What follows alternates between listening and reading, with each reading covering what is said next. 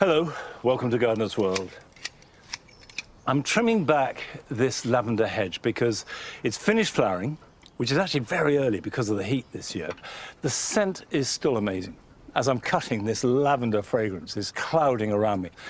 But the problem with lavender is that you can't cut back into old wood, or at least not safely. So therefore, you keep leaving a little bit of new growth, and it gets bigger and bigger and baggier and saggier. And you can see you've got these woody bits here, and they're very brittle, and they do not regenerate.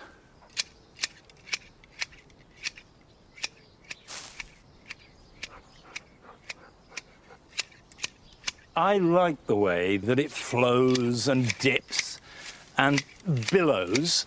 It adds character to the mound. The mound, by the way, I think has found itself. We made this from all the waste material that we accumulated over about 15 years when we made the garden. But it's somewhere we now come and sit. It's very private, and yet it feels open, which is a fantastic combination. And strange things are happening, because as well as we've got lavender here, which is terribly Mediterranean, loves the sun, we've got great bananas growing at the back. Interestingly, the banana on that side is much healthier than the one on the other side of the summer house. And that's simply because it's less exposed to wind. We often underplay the importance of wind in the garden, but it really affects how things grow. Not just by bashing them, but just simply making them grow slower. However, the lavender is not affected.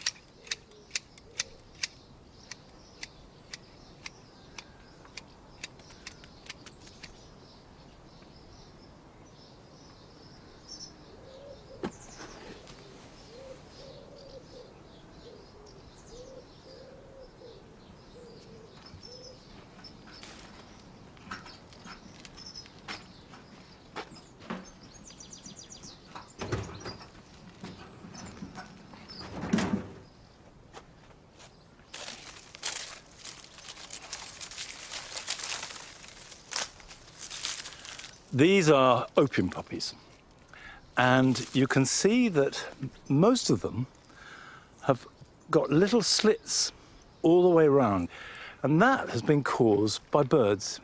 Nearly all the seed heads have been eaten in that way. So there won't be many seeds left in. But what I like to do when I'm finished with poppies, because they seed themselves very freely, and some of these will have fallen out, is just turn them upside down like that and give them a shake. And any seeds that are left behind will fall to the ground, and they will germinate next spring. Having cleared the poppies, what I've got now is an empty space in the border. And it's not too late to go to the garden centre, see something in full flower, which is not normally the best way to buy plants, bring it home and put it in the ground. It won't grow a great deal between now and the end of the flowering season, but it will add a hit of colour, and next year give you a bigger, better display. So I have been shopping, and what I've got here are some heleniums and Nephofia, but we'll start with the heleniums. This is one of the most famous of all heleniums. This is Moorheim Beauty. It's got the most incredible marmalade-y colour that really sings out at this time of year. So I'm going to pop this in a group. And behind it, I'm going to put a Nephofia. This is Mango Popsicle. It's a really good orange, this, because it's flushed with yellow, and that gives it depth. This is a flare of colour. And if we pop this here, and you notice I'm placing them before I'm planting, like that, and stand back and have a look. See, immediately that's filling the gap, and yet it's in with the rhythm of the colour of the jewel garden. And those will go on flowering for at least another month or so.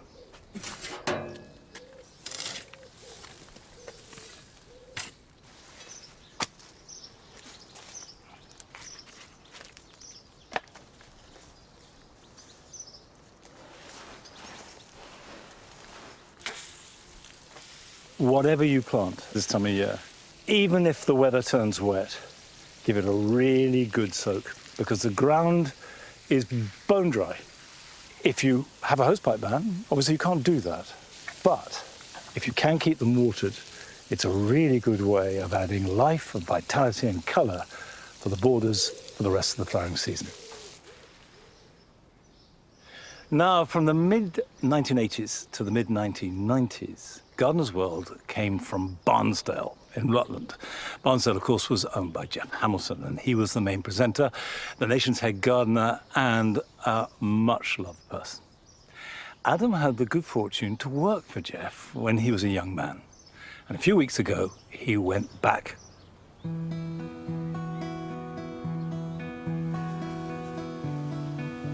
I find it very hard to believe that we lost Geoff Hamilton 30 years ago.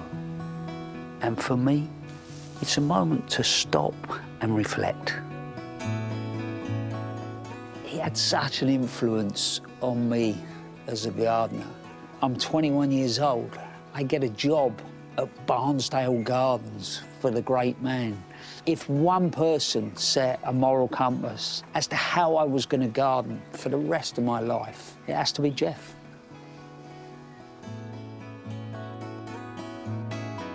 I never thought I would be doing this, but it only seems right to hand over to the man himself. Hello and welcome to the first of a new series of Gardener's World and the beginning of a new gardening season. All very exciting stuff. I'm Geoff Hamilton and we're at Barnsdale, which is my own garden and the home of Gardener's World. We've got about 4 acres of garden here, which is quite a lot to look after. But don't worry, because much of it is divided up into smaller gardens, much the same size as your own garden at home.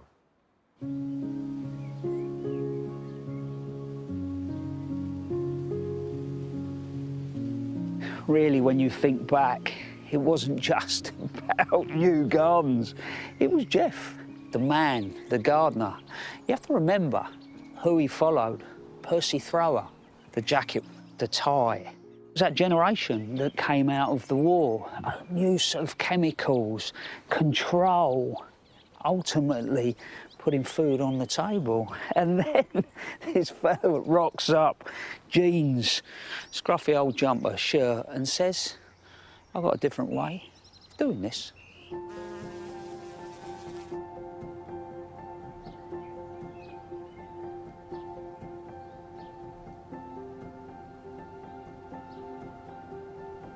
And the artisan cottage garden, I think, encapsulates what Geoff Hamilton was all about.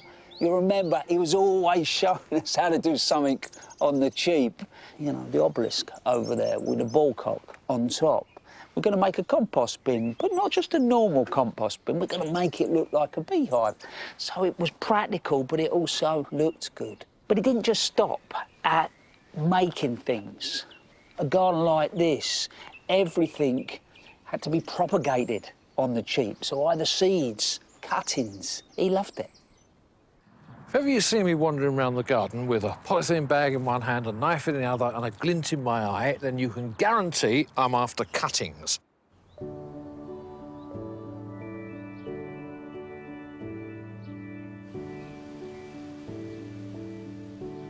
Interestingly, with Geoff, he always wanted to appeal to the broader audience. You know, we had the artisan's cottage garden, but then the gentleman's cottage garden. You know, this was about quality of materials, and he loved to support craftsmen.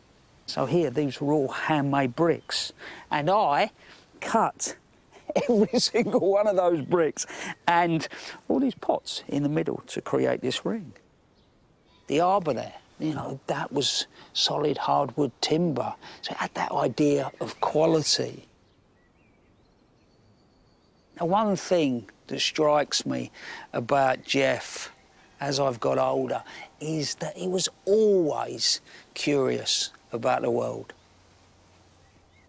Right at the beginning of the season, the American Space Agency got us to sow some tomato seeds that had been in space for 5.5 years.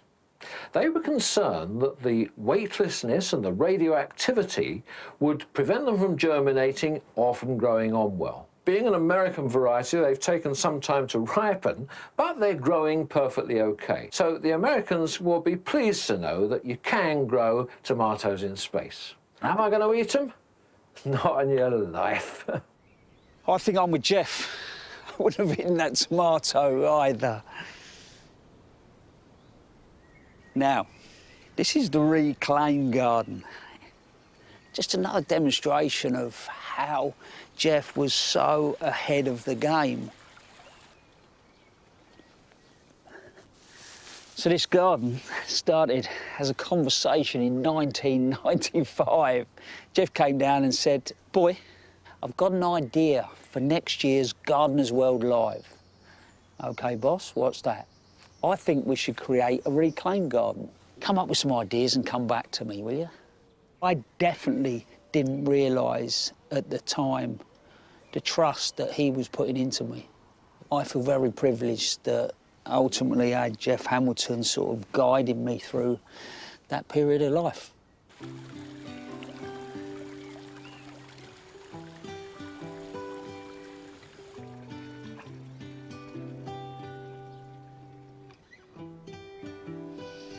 I can remember building this garden at the show and then Geoff turning up just as we got our award, which was Best in Show. And he was chuffed to pieces. And again, it's that trusting, isn't it? The saddest thing for me was that Geoff never saw this garden built back here.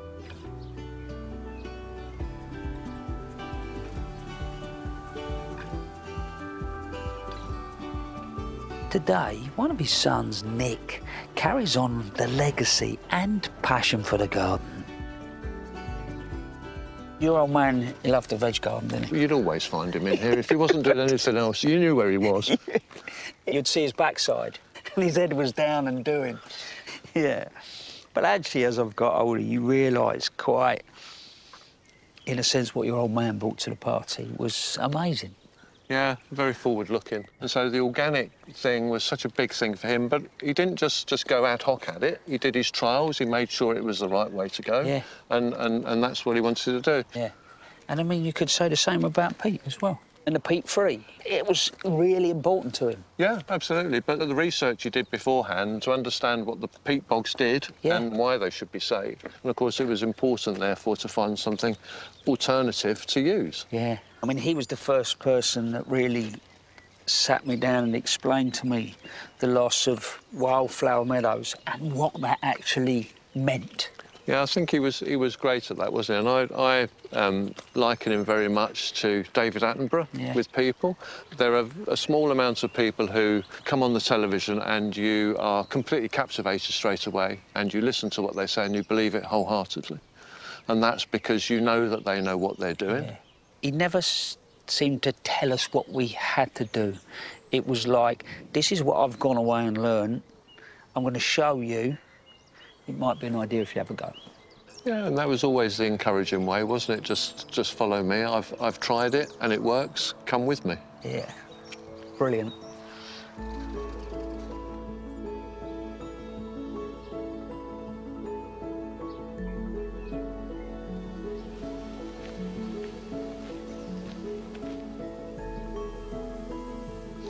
Wow, what a day. It feels like every corner you go around, Geoff is here. If you ever watched him when he was at the helm of Gardeners World, you will recognise that alkathene pipe in front of me. I feel privileged just to have played even a small part in the creation of this place. And I know I'm not the only one that he influenced. He touched so many lives, and I'm sure he will continue to do so.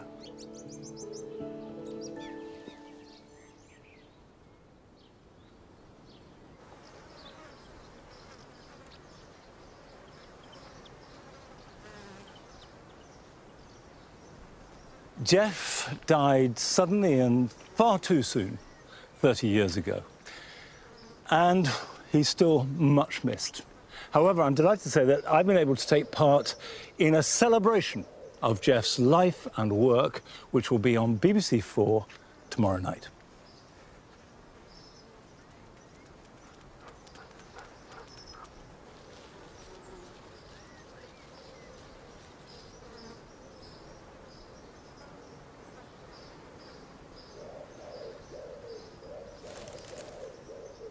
Sitting here at the end of the cricket pitch, I'm looking down at scorched grass. The path down the middle has got some green on it because that's been cut regularly since March. But either side is completely yellow.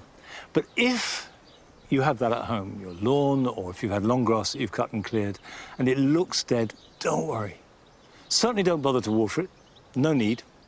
As soon as we get rain, the grass will recover. It's amazingly hardy, and the roots will be fine.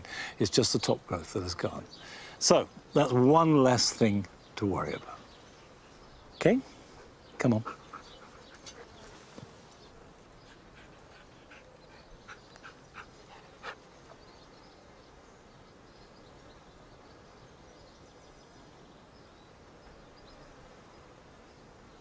These very hot summer days we're having are not bad news for everything.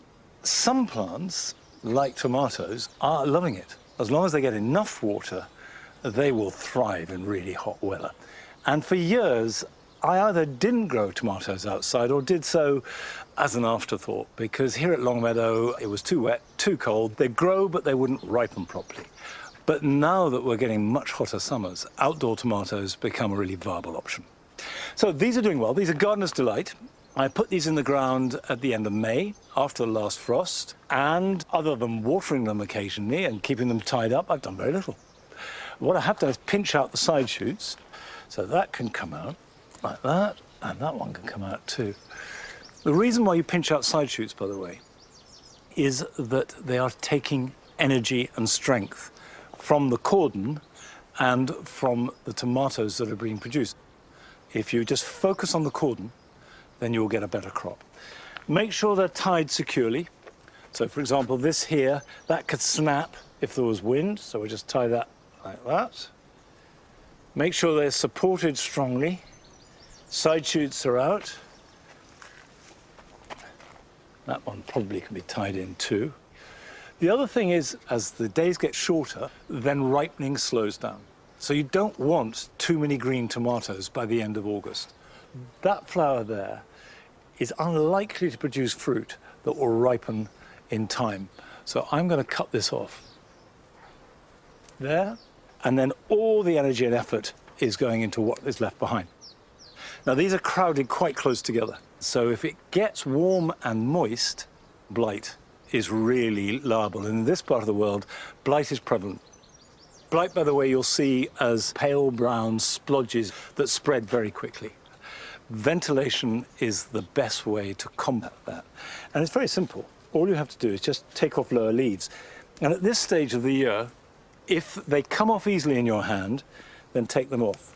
And I would take off up to the first truss.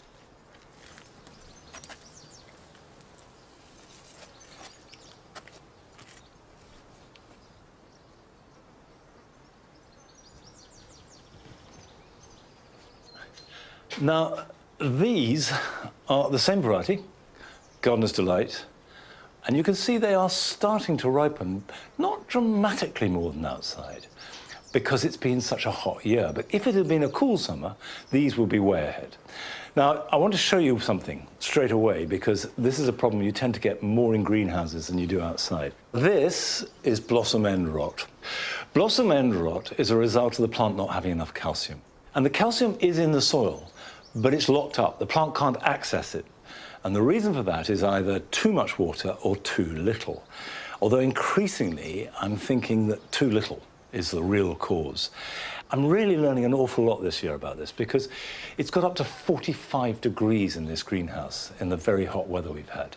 So these plants need much more water than I'm used to giving them. So for tomatoes, which I always considered to be the chief crop of my greenhouse, I now actually think that if this weather continues, this climate continues, you don't need a greenhouse to grow tomatoes. You can grow them outside just as well.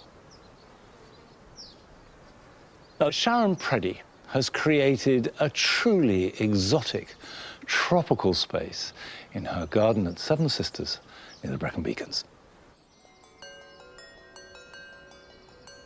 I love gardening.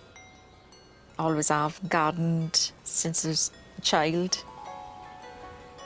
I had my own little border then, and I think that kicked it off. Welcome to my garden. As you can see, it's a small front garden in the tropical theme. It's 9.5 by 11.5 metres. This is the Trachycarpus that started it all off. I'm Sharon. I live on the outskirts of the Brecon Beacons and I've lived here over 30 years.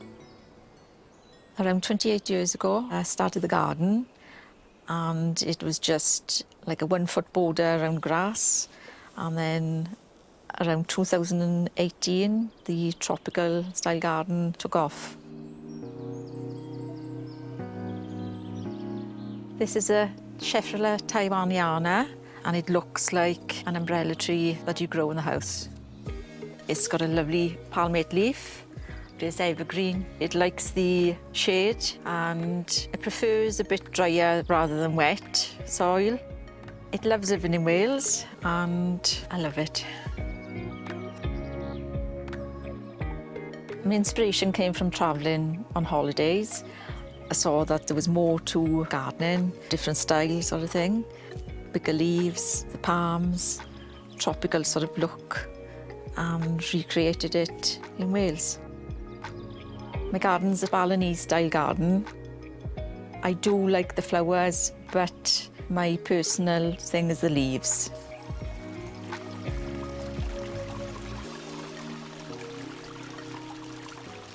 This is Sonchus fruticosus, or common name is tree dandelion.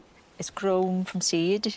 The first year I keep it indoors, and then the second year it gets planted out, protected for a year in the garden with just a bit of fleece through the worst of the winter.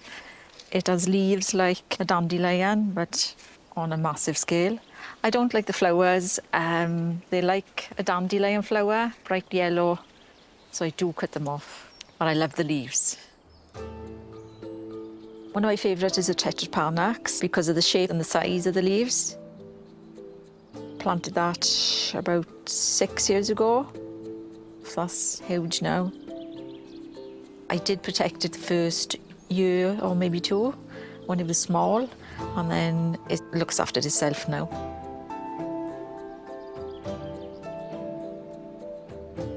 This is a Roosterfinia. It's an autumn lace. It's a bit like an Acer, has lovely autumn colour as well, but it also has nice red stems now. It can be a bit of a runner, but I just take out what I don't want.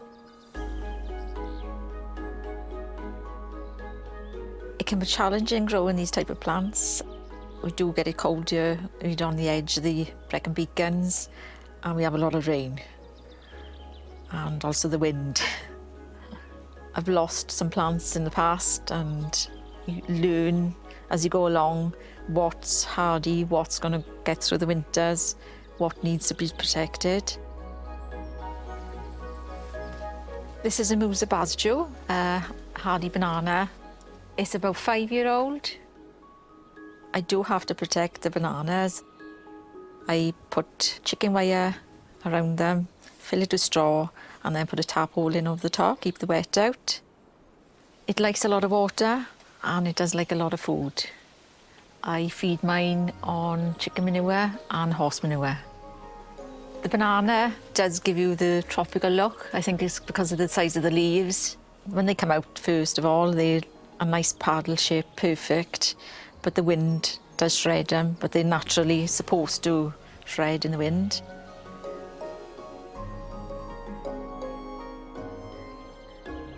I get my plants from specialist nurseries, friends. We do a lot of swaps, a few cut-ins, but I'm limited for space for the cut-ins at the moment. Grow a lot of seeds.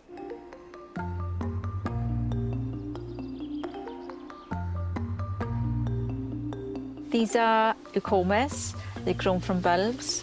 The common name is pineapple lily.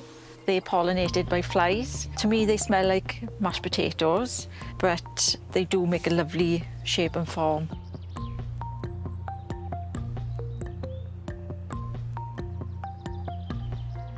I like to try and grow the agaves and succulents in the pots so I can take them in through the winter. Hostas, I've got a bit of a thing for hostas. They don't do so good in the ground because of the slugs, but in the pots, they're great. The garden has become a bit of an obsession. I like the journey of it, do you know what I mean? Journey of gardening.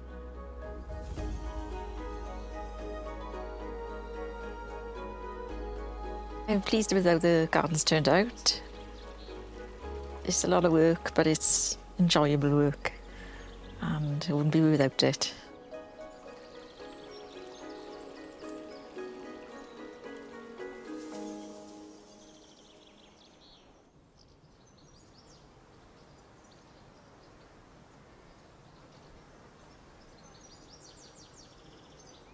I always find it fascinating that the gardeners tend, and this is obviously a sweeping generalisation, to fall into two camps. You either are those that try and make their gardens an idealised version of where they are. I mean, that's certainly what I've done in this garden. And then there's the other camp, of which Sharon is a shining example, who create a garden that connects to somewhere where you have been, that is about as different from where you are as possible, but it transports you. And what always amazes me is how well that can work. And certainly Sharon has pulled it off brilliantly. Now, I have said that I'm very firmly in the former camp, that I want to celebrate the essence of place. And that means letting things seed. And across much of the garden, fennel seeds itself everywhere. So a couple of days ago, I was going around the garden, cutting back fennel where it had seeded itself and was blocking the view or just sort of not quite working with everything around it. So I had a great big armful, and I thought, well, it's a pity just to put that on the compost heap. So I got a dustbin, stuffed all the fennel that I pruned into it, and hey presto, that's my flower arrangement of the week.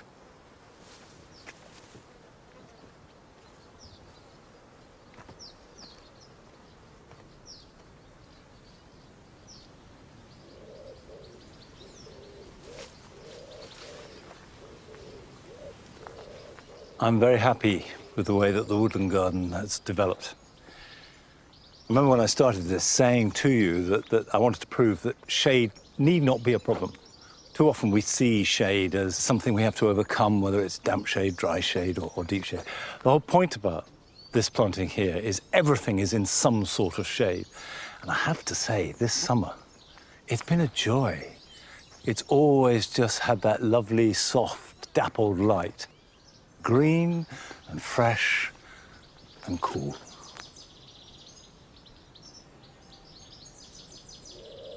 But the orchard beds suffer horribly in this drought.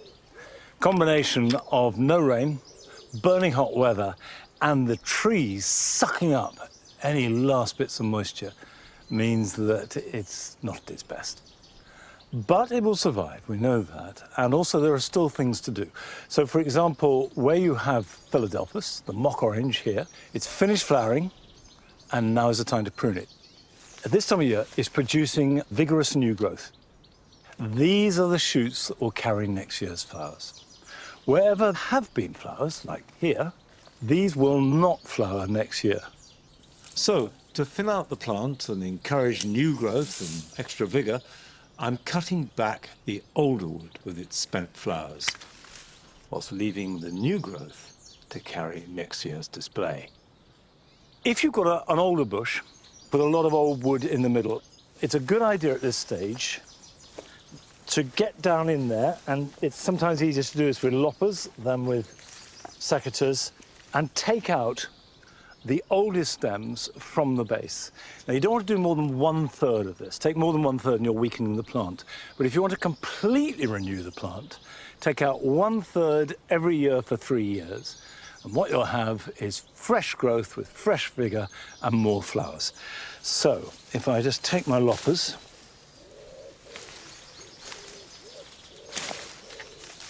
so that whole thing has come out. Not much new growth on that, so I'm not losing flowers for next year, and that's just stopped the spread of it. Gives it a little bit of shape and also lets light and air, and that's always a good thing. The Philadelphus copes with the drought, but obviously we get more growth and therefore potentially more flowers if we had rain. But in the end, What goes on in the earth is what's going to dictate how this performs. And Carol is making her second investigation into the unseen world of plant life and our gardens. And this week she's looking at, to my mind, the most magical relationship of the lot between roots and soil.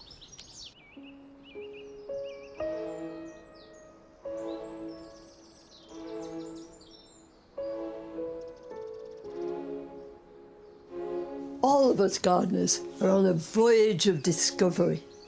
Our plants and our gardens have got so much to teach us, providing we listen carefully.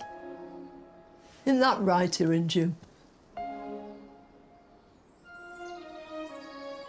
Right now, there's a whole new dimension to explore. We're living through an amazing age of revelation, thanks to the latest technology and the work of incredible scientists. We're boldly navigating a brand new botanical frontier.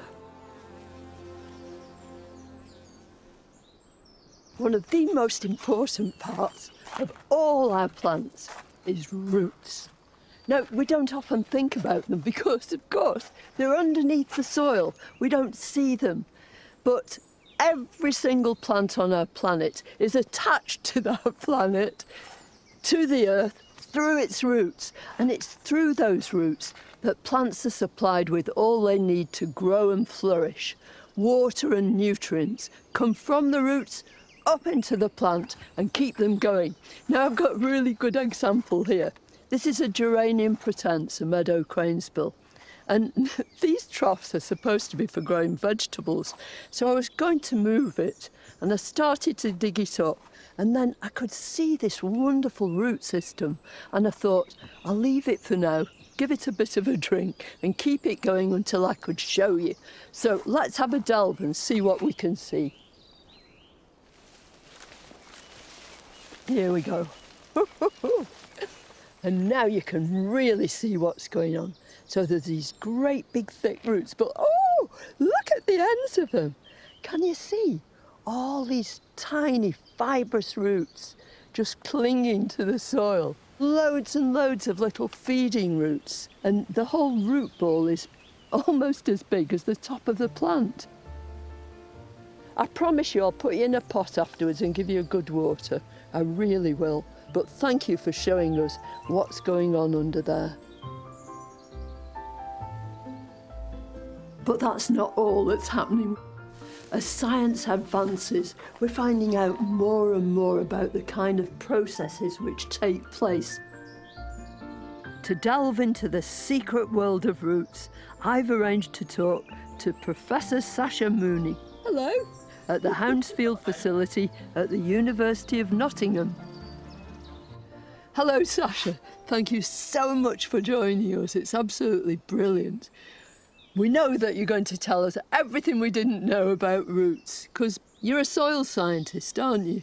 I am a soil scientist, but I don't think you can be a soil scientist without having an appreciation for plants. In the same way, I don't think you could be a plant scientist without an appreciation for soils.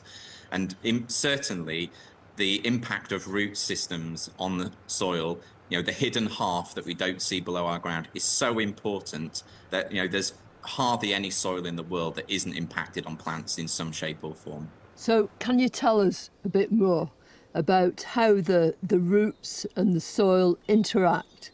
Almost a little bit like for us when we move into a new home. The fixtures and fittings might not be quite as we would like. That's the same for a plant. So roots need to rearrange the soil so they can get better outcomes. So Roots can actually rearrange the soil? Absolutely. As the roots are expanding and elongating down into the soil, they release a gel-like substance at the root tip that helps pave their way. It's like a lubricant that helps them to push through the hard soil. But the exciting thing about this gel-like substance, which we call exudates, is that it's full of sugar. And as a result, it's the food for everything that lives in the soil. So this material is released into the soil, and it very quickly becomes a bit of a party zone for all of the microbes in the soil. So about 90% of all of the microbes that live in soil live in and around the root surface, because this is where they get their food.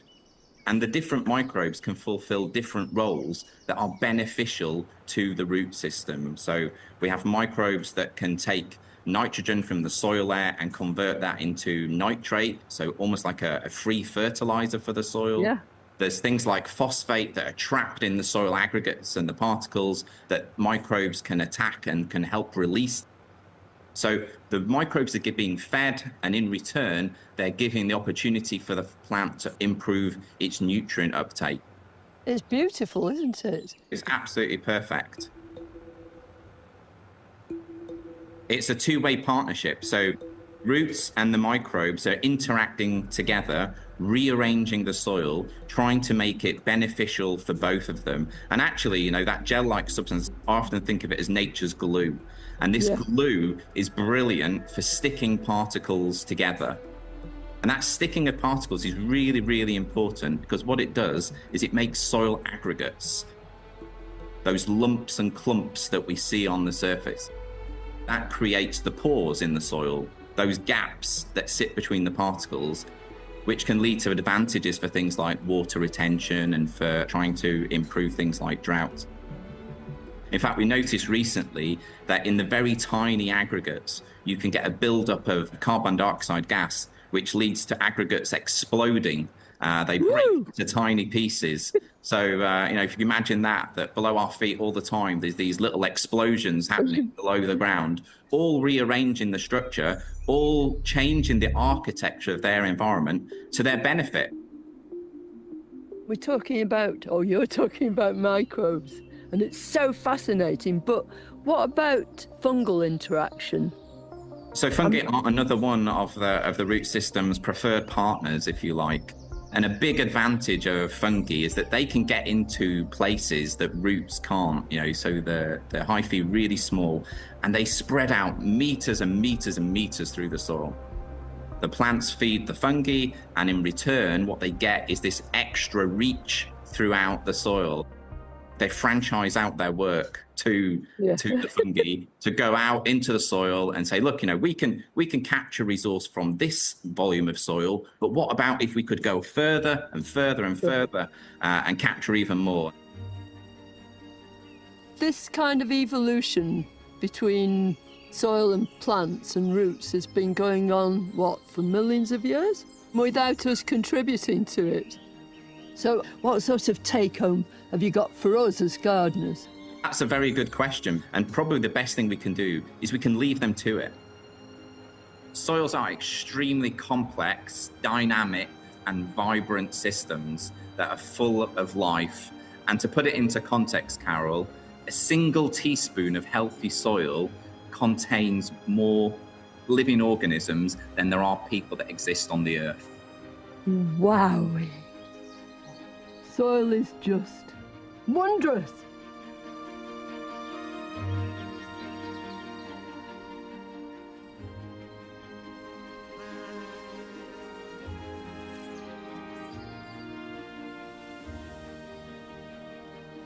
Wasn't that fascinating? All those things we've learnt about roots. For years, I mean 50 years or so, I've gardened this garden. I've admired my plants, beautiful foliage, gorgeous flowers. I mean, all of us are in close association with plants all the time, even if it's just the trees in the street when we walk into work. And yet, so much of what makes those plants be what they are is taking place right under the ground. And I just think it was wonderful to find all that out. But if we've learnt anything from that at all, don't dig. And honestly, the plants, especially through their roots, are going to do the rest. Just let them get on with it.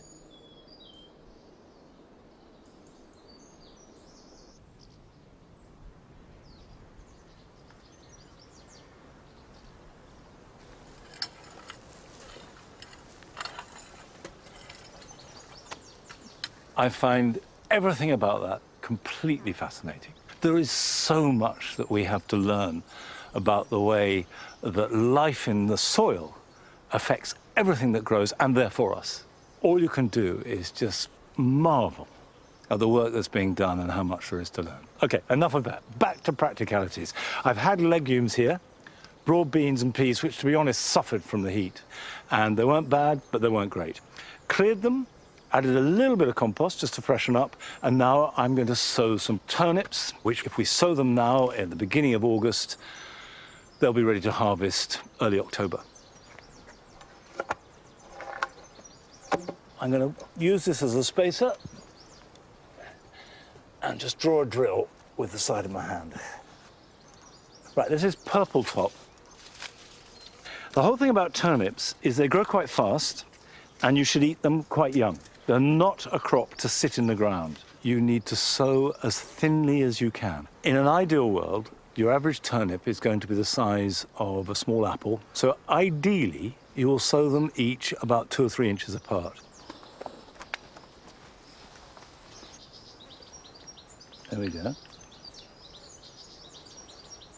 Having done that, you need to cover them over.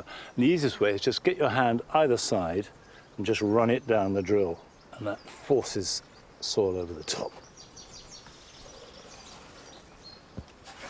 We mark that, put that in. Now, the old-fashioned way, but certainly when I was a child we always did, we didn't write labels, we just got the seed packet and stuck them over a stick like that. And that way we knew exactly what we had. I'm actually now going to sow some beetroot while I'm about it. This is chioggia.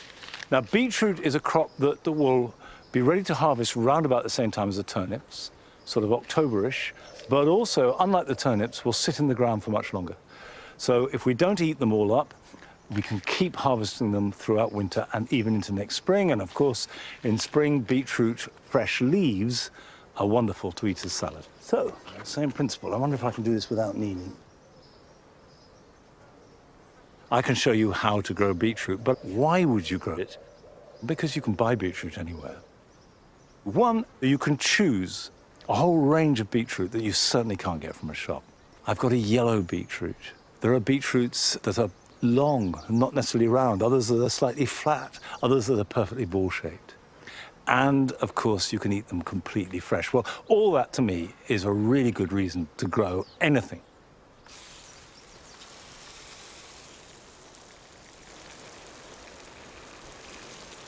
If you're sowing anything or planting anything at this time of year, best time to do it is in the evening, and then water it, and that will mean the water won't evaporate. If you have to do it in the morning, do it early. Don't do it in the middle of the day, because that water would just evaporate out. Right. Those should germinate in about 5 to 10 days. Not a lot I can do. Keep them weed-free, keep them watered, and then when they get to a certain size, it is worth thinning if you've sown your seed a bit too thickly, but that'll be down the line. Now, I do often think about why we garden, particularly why we grow certain foods. But for some people, why they grow a certain plant is so blindingly obvious that they don't need to explain it and probably can't. It's a passion, it's an obsession. And we went to visit a grower in Chesterfield who exactly fits that bill.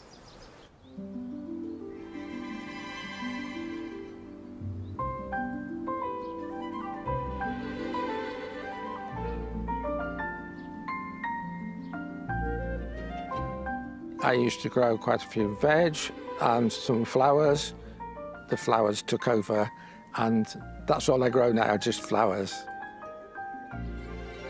Gradually, the numbers increased from 500 to 1,000, and ultimately 2,400, but now we're down to 1,800, which is more reasonable. My name is Peter Farrow, and I live in northeast Derbyshire, and I have a passion for showing gladioli.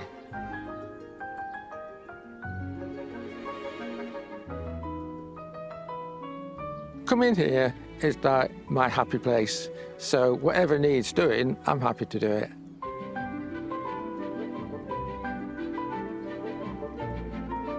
They come in various sizes, the miniatures and small size, the mediums, the large, and then the giant. Here we can see the difference between the small flowered variety and the giant flowered variety. The smaller flowered are probably better for growing in the garden because they don't need staking, whereas the giant ones tend to be grown by the specialist because they get damaged by the wind and rain.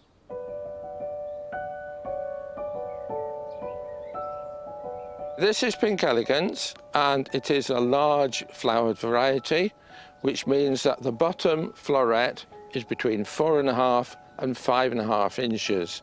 And this is a really nice gladiolus. The petals are a deep pink around the edges, going into a nice white throat. It has a very good teardrop shape, starting off broad at the bottom and narrowing towards the top. It is an easy one to grow and to show. One of the attractions is that they are big and blousy.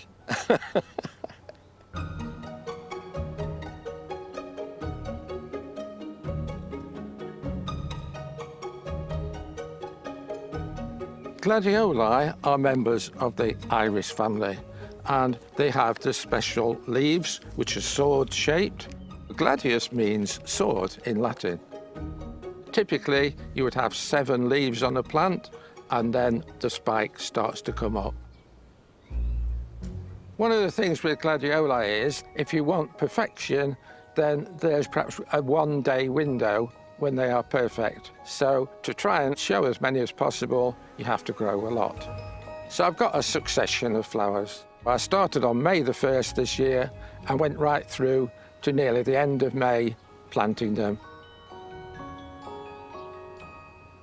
The secret to growing gladioli is in the preparation of the corms before planting. The first thing is to make sure that they've broken dormancy. When you buy the corms, then they have a papery covering on them. So you need to peel that off, put them in the light for at least 2 to 3 weeks, and then you'll get buds forming on top and root nodules underneath, and then dormancy will be broken. Quite a lot of people don't know that, and they plant them and they don't come up, simply because they are still dormant. They do like good drainage, so you can put grit or sand underneath them. They need a base dressing of fish blood and bone as they get started, and probably another dose later on, beginning of July. That should keep them going. If you want to use liquid feeds, then that's fine as well. Once they get going, then they do need regular watering. If it's a damp season, then you don't need to water them very much. As long as you follow basic rules, then they're fine. They're not a problem.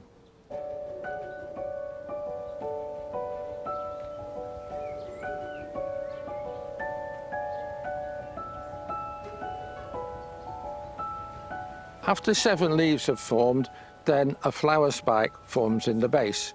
Once the spike has come up, then you put a cane in behind it, tie it in once, and then you keep putting more ties in as the spike develops. So throughout end of July through August, the main job is making sure the stems are straight. I might be here 2.5 hours in the morning, 2.5 hours in the afternoon, and still I come back the next day, and there are more waiting to be done. No, it's not boring, it's challenging.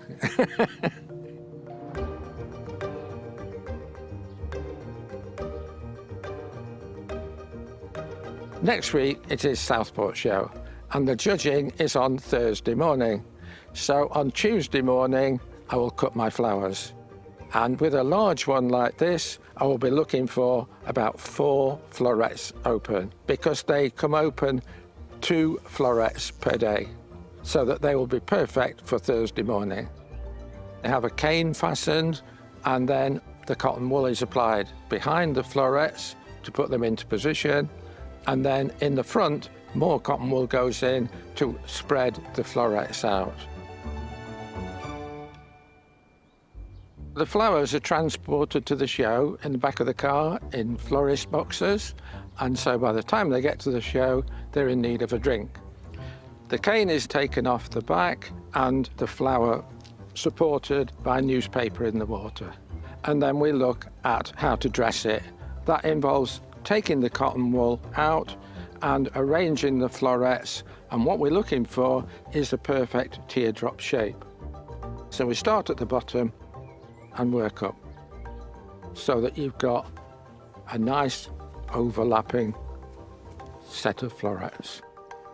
This is a good flower. Yeah, this would do well on the show bench. It's good size, good form. That would be in with a good chance of winning a prize. And I'm a qualified judge.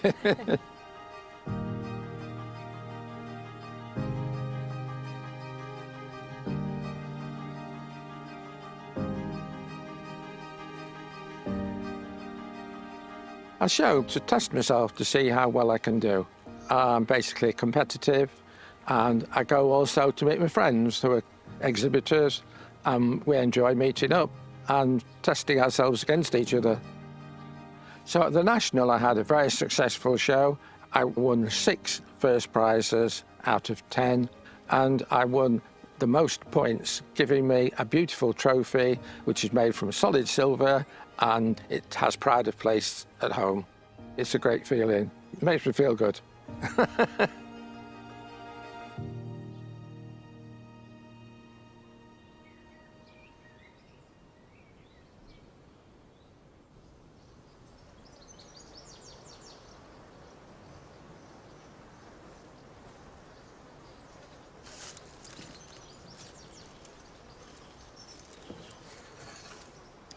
These leaves look a bit gladioli-like, but these are bearded irises. And the truth is, I don't have many gladioli here in the garden, a few in the jewel garden, and that's it. It's a very, very popular show flower. My mother used to grow it as a cut flower. I can see it now, growing each gladioli staked. There will be a great mass of gladioli, and then next to them dahlias, and only grown as cut flowers. And they don't quite reach deep into my soul. But a lovely bearded iris goes right to the heart. The problem being, of course, that bearded irises like really good drainage, and we don't have that at Longmeadow, which is why I've got them here in a raised bed. And what I'm doing is I'm lifting some now, and I want to divide it up. But rather than do it right here, I'm going to take this down to a table.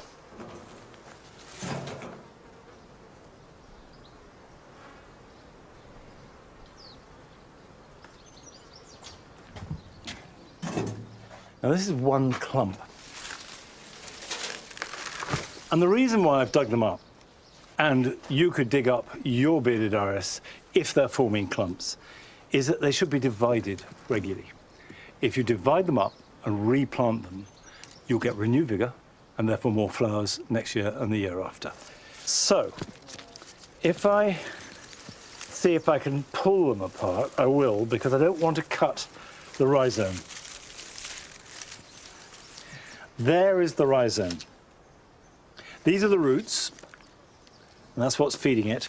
And the rhizome is storing up the food for next year's flower. So the conventional advice is that should sit on the surface of the soil, so it gets full sun, and the expression always used is to bake.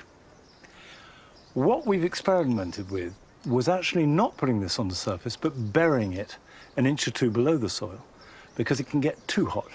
You know, we're used to English summers where mid-20s, maybe late 20s if it's a very hot day, and we've had here temperatures of 36, 37, even reaching 38. That's really a lot hotter.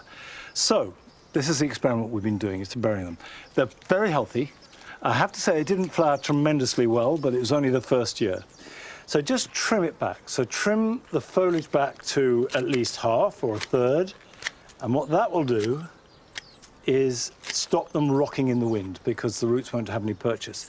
And when you have roots like that, trim these back too. So you've got a nice compact root system, much reduced leaves, a good rhizome, strong rhizome. You've got these shoots coming off it.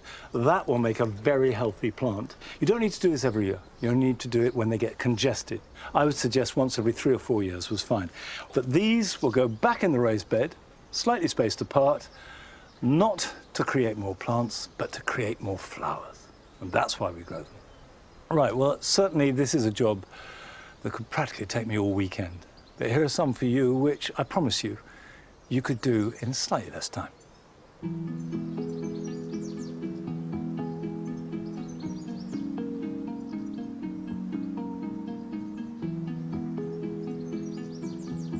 The flowers of Euphorbia coraceus wolfenii are magnificent in full display in spring, but they're over now, and they should be cut back. Don't just take off the flower heads, but follow the stem as low as you can and cut it off at the base. These can safely go on the compost heap, and the new growth will supply next year's display.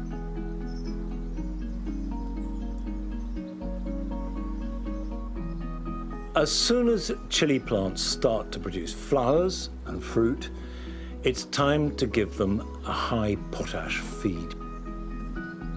Do this weekly using a liquid feed. You can either use a proprietary tomato feed, homemade comfrey, or as I do, a seaweed feed. Don't be tempted to mix it too strong. Follow the instructions and do this once a week to replace one of the daily waterings, and you'll find you'll get better flower production and therefore more fruit.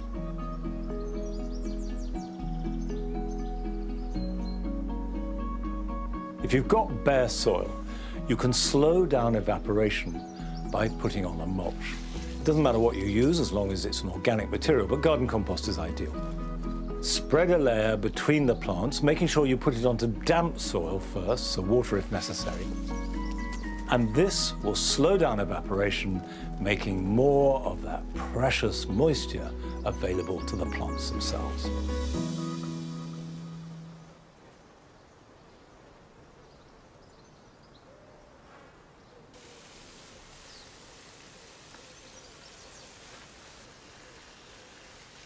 Watering has been the main theme of my garden, and I guess most of your gardens, all this summer.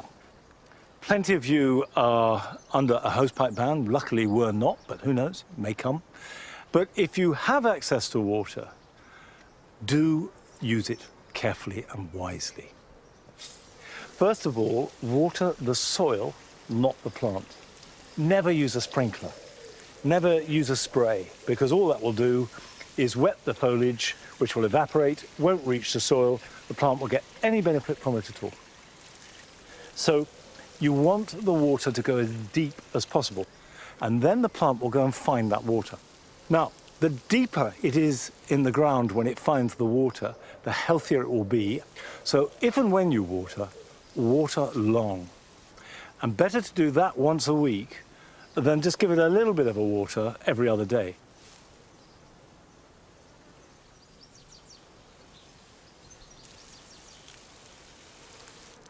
Let's hope we get some rain soon.